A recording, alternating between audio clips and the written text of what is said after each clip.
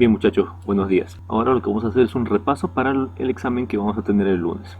Bien, vamos a trabajar algunos conceptos, los más importantes, los que más debemos recordar. Y sobre todo aquellas preguntas o detalles que ya habíamos visto que ustedes se equivocan un poco tal vez al momento de dar la respuesta, ¿no? Para tener un poco más claras las ideas respecto a estos puntos. Por ejemplo, a ver, en el desarrollo humano, ya que todo ese es el tema, ¿no?, que vamos a tratar, dividido en sus diferentes etapas.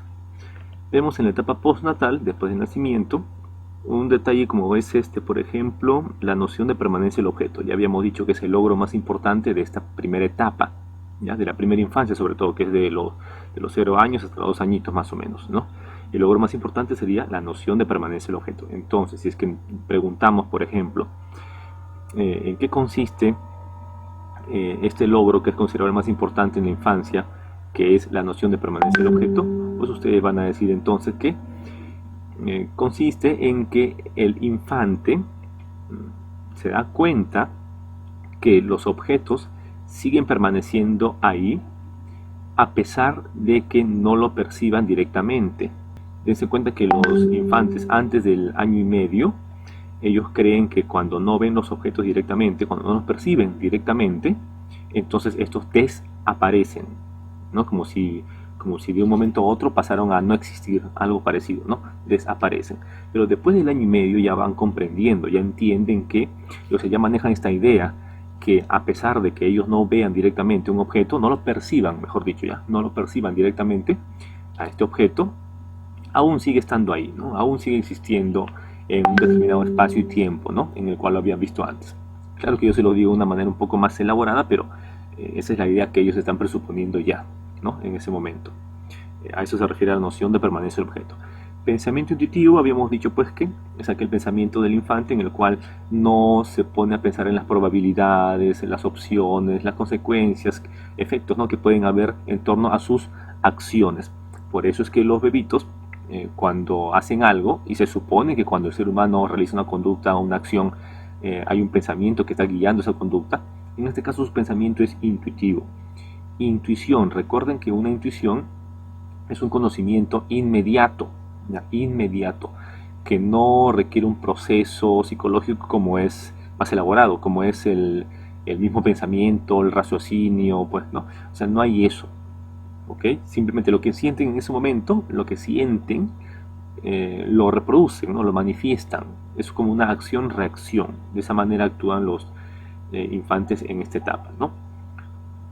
Ya con el tiempo se van dando cuenta pues que puede haber consecuencias negativas hacia la otra persona, ¿no?, que la otra persona también siente, que también se va a sentir ofendido o triste de repente, ¿no?, con lo que ellos pueden hacer. Pero en el momento que ellos hacen, de repente le patean o le jalan el pelo a otro compañerito, pues no se ponen a pensar ahí que le va a doler a la otra personita, ¿no?, que se va a sentir mal o que se va a poner muy triste, etcétera. Simplemente sienten lo que ellos sienten en ese momento y se acabó. No sienten nada más. Y por eso es que reaccionan de ese modo, ¿no? Todavía no comprenden que la otra persona también comprende, entiende, siente, ¿no?, tiene reacciones, etc. Luego hablamos también de la moral heterónoma. Ya en esta infancia, hasta los 6 años, el infante va a presentar una moral que es heterónoma. Ya luego ahorita vamos a ver la moral autónoma, ¿no? Obviamente hay una semejanza. La moral se refiere pues a todas las acciones que son guiadas por una idea que nos ayuda a diferenciar entre lo que es bueno y es malo, ¿no? O sea, principios, ¿no? Fundamentos, principios para nuestras acciones, para nuestro actuar. Ahora, cuando hablamos de heterónomo, hablamos de algo que es distinto, ¿no? Leyes distintas, ¿no?, principios distintos respecto a la moral. Entonces ya tenemos una idea general acá. Los infantes en esta etapa lo que hacen es actuar en base a ciertos principios que ellos obedecen absolutamente, ¿no? Hay una obediencia total hacia esos principios que se les ha impuesto, ¿no?, o se les ha enseñado en todo caso, por las personas que los cuidan, que obviamente podrían ser sus padres, tíos, no sé, la persona que tenga su cuidado, ¿no? Ya. Eso vemos en los infantes, que siempre respetan como si fuera una autoridad divina, ¿no?, como si fuera pues la gran verdad, aunque ellos obviamente no entienden mucho lo que es verdad, pero tienen una obediencia muy marcada, absoluta, hacia eso que se les ha enseñado o impuesto. Bien, ahora si avanzamos, vemos que en el caso de la niñez, 6 a 12 años, aparece la moral autónoma, ¿no? Y acá ya tenemos que ver esa pequeña diferencia. autónoma, heterónoma. Hetero era distinto, otro, ¿no? Como en el caso de los infantes, los padres o la persona que los cuidan, que les están enseñando. En este cambio es autónoma, o sea, uno mismo. Y no es que ellos van a formar, elaborar su propia moral, ¿no? Sino que van a comenzar a modificar, ellos van a comenzar a alterar, a darse cuenta, a ver más allá, ¿no? De lo que le han enseñado y notar que esos principios que están usando de forma muy obediente, en realidad puede variar, ¿no? Que no tiene que ser siempre de la manera como le han enseñado, sino que ellos pueden decidir en qué momento ese principio se puede aceptar, en qué casos no se puede aceptar, ¿no? Cómo cambia por las circunstancias, que no se puede aplicar de la misma manera en todas las personas, etcétera, ¿no? Ellos se van dando cuenta de eso y van modificando ya a su parecer, ¿no? Porque ya comienzan a poder pensar un poco, ¿no? A darse cuenta un poco de cómo está funcionando la realidad. Y eso en gran manera porque tienen a sus amiguitos, ¿no? Ya comienzan a ir a la escuela, por ejemplo, y ahí pues van aprendiendo más cosas, ¿no? En la misma escuela, por amigos de otras familias o de otras culturas también puede ser, ¿no? Que hoy en día es muy frecuente. Sigamos a ver. En el caso de la adolescencia tenemos que notar y comparar dos conceptos, pubescencia y pubertad. En el caso de la pubescencia, hay que recordar que se refiere a aquellos cambios fisiológicos, pero de carácter secundario en la sexualidad del ser humano. Ya, se considera pues pubescencia aquellos cambios en los caracteres sexuales secundarios, ¿ya? En los caracteres sexuales secundarios. Y nos referimos pues a todos esos cambios superficiales, ¿no? Es decir, a aquellos cambios que podemos notar, que se pueden percibir. En el caso de las niñas, por ejemplo, el crecimiento de los senos, las caderas, pues, ¿no? Y que crecen también más rápido que los hombrecitos. Y en caso de los niños, pues, que tarda un poco más, ¿no? Que las niñas, un par de años de repente. El cambio de voz, por ejemplo, ¿no? La famosa manzanita de Adán, los hombros de repente que se ensanchan, ¿no? Comienza a tener esos cambios recién, ¿no? Y obviamente también los vellos púbicos, en las axilas, de repente la barba de los chicos, todo eso está dentro de los caracteres sexuales secundarios, ¿ok? En cambio, la pubertad ya se refiere a la madurez, entre comillas madurez, ¿ok? Entre comillas tenemos que tratar esto, o sea, hay que darle un trato especial a este concepto de madurez sexual, porque en el caso de las niñas se refiere pues a la menarquía, que es el concepto que se utiliza para la primera menstruación, ¿no? Cuando ya comienza recién a menstruar por varias décadas hasta que llegue entre 40, 50 años más o menos, ¿no? Y en el caso de los varoncitos se refiere pues a la eyaculación, ¿no? El hecho de que el muchacho ya puede eyacular semen, pero la producción de esperma había empezado antes realmente, ¿no? Claro, apenas se produzca esperma no significa que ya lo va a expulsar de forma inmediata, ¿no? En el caso de las niñas sí, ¿no? Cuando ya llega esta madurez, pues quieran o no, ¿cierto? Van a tener la menstruación cada mes, de esa manera. En el caso de los varones no es de esa forma exactamente, ¿no? Hay varias formas, como por ejemplo los sueños en los cuales ellos van a tener pues ciertas expulsiones del semen, ¿no? O de repente en la masturbación también, ¿no? O sea, en esos casos es que se va a expulsar el semen que está produciendo. Claro que tanto en el caso de las niñas como los niños, eso no significa pues que ya estén totalmente maduros, ¿no? Para que puedan tener hijos ya de una vez, ¿no? Aunque en algunas culturas se cree eso, pero hay que entender que todavía están creciendo, ¿no? Físicamente le falta todavía mucho, porque esto comienza pues entre los 2 y 14 años, ¿no? Y le falta bastante para crecer, no solamente el tamaño, sino que también sus órganos mismos, ¿no? Y ni hablar pues de la personalidad, su carácter, ¿no? Todas estas cualidades que debe tener para madurar completamente y poder enfrentar pues lo que vendría a ser ya el cuidado de otro ser vivo, ¿no? De sus hijos. Una personita pues de unos 12, 13 años, tanto en una niña o un niño, pues no vamos a decir que ya está listo para tener una familia, ¿no? Y ya está listo para criar un hijo, etcétera, etcétera. No, para nada, ¿no? Así que no hay que confundir esos aspectos, ¿ya? Por eso hablamos de madurez sexual entre comillas. Hablamos también de los cambios psicológicos en el adolescente, ¿no? Acá vemos diferentes cambios que pueden variar en intensidad, ¿no? En cada personita. Por ejemplo, el descubrimiento del yo, que ya puede preguntarse de quién es, ¿no? Lo que es, para qué está en este mundo, cuál es el sentido de su vida, etcétera. ¿no? Cosa que no pasa siempre, pero se supone que esta idea ya debe estar rondando la mente de un adolescente. La búsqueda de identidad sexual, o sea, reconocerse como varoncito, ¿no? Como una mujercita, y no solamente reconocerse, no saber que yo soy hombre, yo soy mujer, ¿no? O los conceptos que quieran darle, porque estos tiempos varían muchísimo, sino que también quiere que los demás también lo reconozcan de esa manera. Y por eso los novicitos, novicitas, ¿no? De que quieren reafirmar, o sea, no se siente contento con saber que son varones o una fémina, sino que quieren que los demás los vean, ¿no? Quieren que se note, quieren que se perciba, ¿no? Así como en diferentes campos se da esto, de que queremos que perciban nuestra felicidad, que perciban esto o lo otro, ¿no? Queremos que todo se note, que se vea, que se calcule, se mida. Bueno, anhelo de independencia, claro, pues, ¿no? Desde que son infantes hasta la adolescencia están dependiendo de los padres por su dinero, si le compran o no le compran, eso va a depender de la decisión de los padres y lo que ellos, en medio de lo que ellos puedan hacer, ¿no? Ellos ya no quieren hacer eso, quieren tener su propio dinero, obviamente van a comenzar a ver en dónde trabajan por ese motivo. El egocentrismo, creen que son el centro de todo, pues, ¿no? Creen que ellos son lo más importante, que si algo pasa, tiene que ver con ellos, ¿no? Por eso creen que todo el mundo está en su contra. Cuando el profesor de repente le deja una tarea o le dice que lea, de repente van a creer también que el profesor se le ha agarrado con ellos, etcétera, ¿no? O sea, creen que el centro de todos los problemas son ellos mismos, ¿no? Y como que los demás problemas no tienen tanta importancia o tanta seriedad como los problemas que ellos tienen.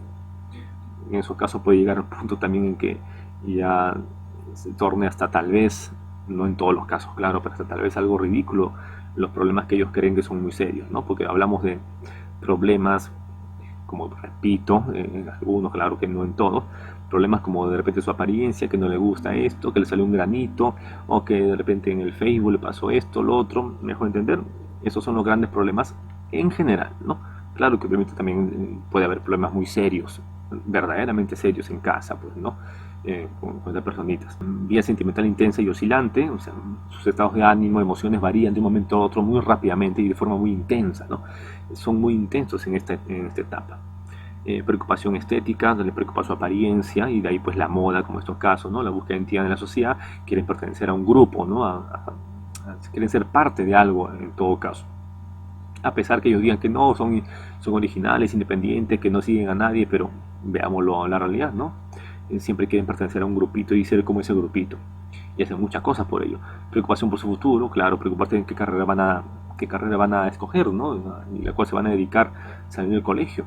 Como en el caso de ustedes, ya les faltan unos meses nada más para que ya salgan y vean a qué se van a dedicar, no 1 año, 2 años, 5 años, sino el resto de sus vidas. Bien, luego de esto podemos ir a lo que es la juventud, la adultez. Aquí, por ejemplo, bueno, en el caso de la juventud vemos que se desenvuelve desde los 18, 25 años, ¿no? Desde que sale del colegio aproximadamente hasta que termina la universidad, ¿no? Más o menos la universidad, ya 25 años. Y por ese motivo es que en esta etapa se va a dar va a ser la mejor etapa para que puedan aprender, ¿no? La etapa ideal para el aprendizaje. Porque si en el colegio, obviamente no en todos los casos, ¿no? Pero en la mayoría de casos no aprenden realmente, van a copiar, jugar, entretenerse, pasar el rato, ¿no? O porque los obligan, van con desgana de repente, etcétera.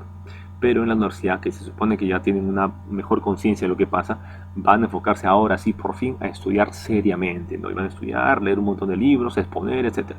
La mejor etapa para aprender, absorber conocimientos. Para luego, se supone que después de que ha absorbido tantos conocimientos en la universidad, 5 años o un poco más de repente, lo que va a pasar es que se va a poner en práctica todo esto, ¿no? Se va a poner en práctica y va a asumir un rol social por fin, ¿no? O sea, en todo ese tiempo, terminando la juventud, lo que estaba haciendo básicamente era entrenarse, ¿no? A absorber conocimientos y formarse a sí mismo para que pueda por fin ser parte de la sociedad, en el sentido de que va a asumir un rol social. O sea, va a ayudar a que la sociedad crezca, mejore, ¿no? Sea más estable o produzca más cosas para que permanezca el ser humano, pues, en este mundo, ¿no? Como un hombre digno. Se supone, claro que sí, ¿no? Ahí tenemos pues a un profesor, o sea, a un albañil, a un sastre, un médico, un abogado, etcétera, etcétera, ¿no? Todos ellos ayudan de diferentes modos al crecimiento de la sociedad, ¿no? Al sostenimiento de nuestra sociedad. Y en ese aspecto también tienen, pues entonces, tienen claro un cierto modo, ¿no? Porque por esto es que es bueno formar una familia, porque de nada nos sirve pues, que seamos los mejores, muy buenos y todo, pero después eso a quién lo vamos a transmitir. Por eso es bueno todo esto. Bien, veamos, ¿no? Máxima vitalidad, aspecto cognitivo, su máxima producción intelectual, ¿no? Porque ya va ahora a poner en práctica todo lo que ha aprendido, ¿no? Ahora va a producir, va a crear o producir cosas, ¿no? Artefactos, conocimiento, etcétera, etcétera, ¿no? Dependiendo del oficio al cual se esté dedicando, ¿no? Que haya aprendido. Lo va a poner en práctica. Aspecto emocional, pues pasa el nombramiento del amor, claro, ¿no? Para que se pueda juntar con una persona y tener una familia. Luego llega la adultez madura, que hablamos pues de los 40 años a los 60, ¿cierto? 40 años 60. De 40 a 60 es la adultez madura. Ahora, en este caso ya hay una percepción más objetiva de la realidad, o sea, ya miran no tan románticamente, pues, ¿no? Sino ya se pisa más tierra, por decirlo así, ¿no? Y se da cuenta pues las cosas como son verdaderamente, ya. Estamos hablando de 40 para arriba, pues se supone que ya ha entendido en qué consiste todo esto que ha estado haciendo en su vida, ¿no? Tal vez la vida misma, la realidad, el mundo, en la política, en la moral, en todo aspecto, ¿no? Ya ha logrado tener esa gran madurez ya, se supone, claro. Nivel reactivo establece relaciones permanentes, claro, ya está con una pareja, ya tiene su hijo, ya está sentado en casa, no está jugando, enamorándose, ¿no? O cosas por el estilo. Pero a nivel físico también sufre estas declinaciones, ¿no? Como es la menopausia y la andropausia. Menopausia en el caso de la mujer, donde ya los ovarios dejan de producir ovocitos maduros y se hace el ciclo menstrual, ¿no? Lo cual también genera una cierta desestabilidad en las emociones de las mujeres, ¿no? No en todos los casos es bueno, en algunos casos podría ser bueno, malo, eso ya depende de cada persona, pero es un hecho que ya deja de producir estos estrógenos, estas hormonas, que obviamente van a generar una consecuencia en la mujer. En el caso del hombre no tanto de esa manera, ¿no? Porque el hombre sigue produciendo esos andrógenos en realidad, pero con menor cantidad, ¿no? Va a haber una declinación progresiva, poco a poco. Pues el hombre puede tener 40, 50, 60, 70 años y sigue produciendo estos andrógenos y por lo tanto también puede todavía fecundar, ¿no? A una mujer. Claro que con ciertas deficiencias, ¿no? Como por ejemplo la disminución de la capacidad eréctil, que puede ser también un tabú para los hombres de esa edad. Bien, veamos la parte final, que sería la senectud, 60 años en adelante, ¿no? Hasta que llegue pues la muerte, el fin de la vida.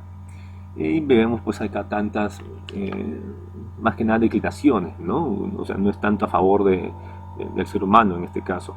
La declinación de las capacidades físicas y motoras, que se refiere pues a que los ancianos a esta edad ya no van a poder ejercer los mismos movimientos que hacían antes, ¿no? Ya van a tener muchas dolencias al momento de agacharse, caminar, se van a cansar más rápido, etc.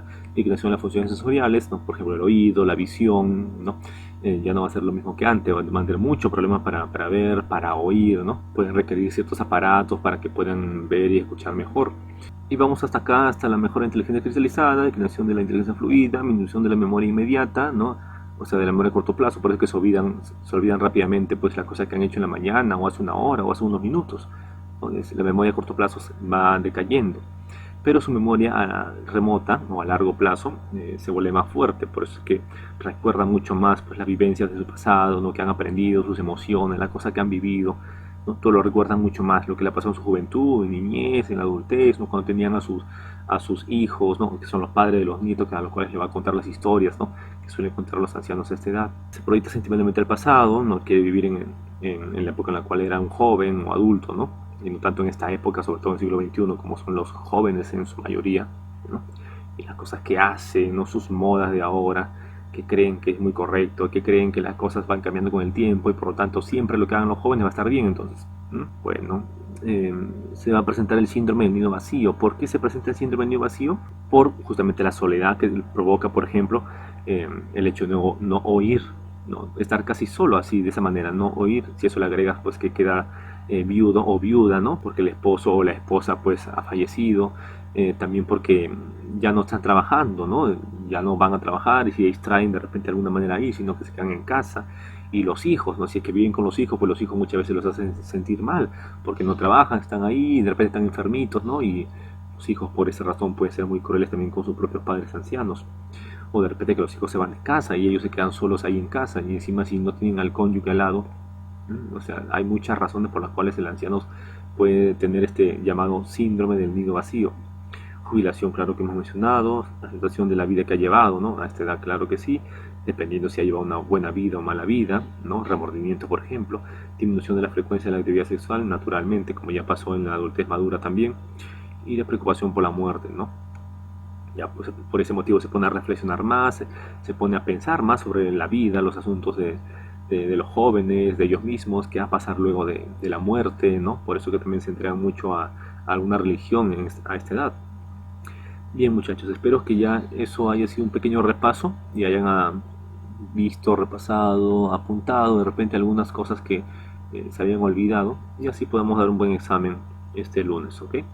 Muy bien, chicos, hasta luego, cuídense mucho.